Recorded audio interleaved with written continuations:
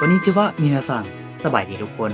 มื้อนี้พวกเราจะมาเรียนบทสนทนาภาษาญี่ปุ่นเนาะสำหรับใครที่จะไปเฮ็ดเวียกอยู่ญี่ปุ่น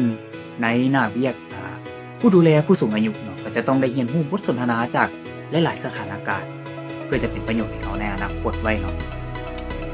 หัวข้อบทสนทนามื้อนี้เนาะแม่นจะเว้าเกี่ยวกับการ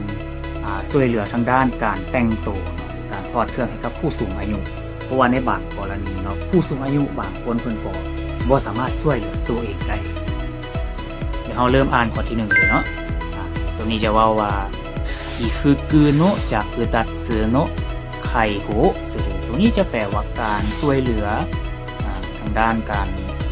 นุ่งเครื่องเนาะหรือว่าถอดเครื่องให้กับผู้สูงอายุส่วนอยู่ในวงเล็บนี้แม่นจะว่าริโยชาซังโนะเฮยะแม่นจะเป็นสถานการณ์ในห้องของผู้ใช้บริการหรือก็คือห้องของผู้สูงอายุนั่นเองเปิดบทสนทนามาเนาะเอเรนซังหรือก็คือทางเอเรนผู้ดูแลผู้สูงอายุเพิ่นได้ถามว่าทาคาฮาชิซัง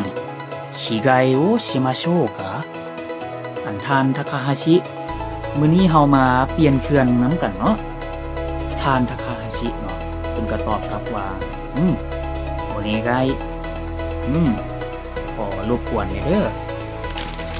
ต่อมาทานเอเลนแปลเสื้อมาให้แล้วเว้าว่า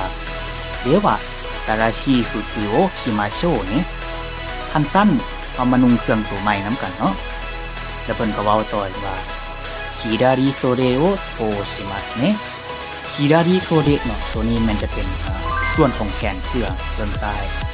โทชิมัสนี่จะแปลว่าสอดเข้านะสอดผ่านご自分で右袖を通していただけますかประโยคนี้จะแปลว่าสามารถสอดแขนเบื้องขวาด้วยตัวเองนะได้บ่ทานทาคาฮาชิเนาะเพิ่นก็ตอบว่าอาริกาโตขอบใจเด้อทานเอเลนเนาะเพิ่นก็ถามต่อว่าคิโกโกจิวะอิกากะเดสกะคำว่าคิโกโกจิเนาะจะเป็นอารมณ์ประมาณว่าความรู้สึกเนาะในการนุ่งเครื่องนี้มันเป็นจังไดมันดีบ่หรือว่ามันเข้ากันบ่คิโกโกจิวะโดเดสกะรู้สึกนุ่งแล้วรู้สึกสบายบ่มันเข้ากันบ่ทานทาคาฮาชิเนาะเพิ่นก็ตอบว่าอีวะโอ้ดีหลายสุดท้ายเนาะทานเอเลนเพิ่นก็ตอบว่าโยคัตตะเดสเนโอนิไอเดสโยดีแล้วเนาะนุ่งแล้วเข้ากันหลายได้หรือความหมายก็คืองามนั่นแหละเนาะโอเคกดจบกันไปแล้วเนาะสำหรับบทสนทนาเรื่องนี้เซนเซก็หวังว่าบทเรื่องนี้เนาะจะเป็นประโยชน์ให้กับทุกคนที่ได้ไปเฮ็ดเวียกอยู่ญี่ปุ่นเนาะถ้ามีหัวข้ออื่นที่อยากได้ก็คอมเมนต์มาบอกเซนเซได้เลยเด้อเซนเซจะไปหาบทเรื่องมาเรียนอ่านนำกันอีกはい皆さん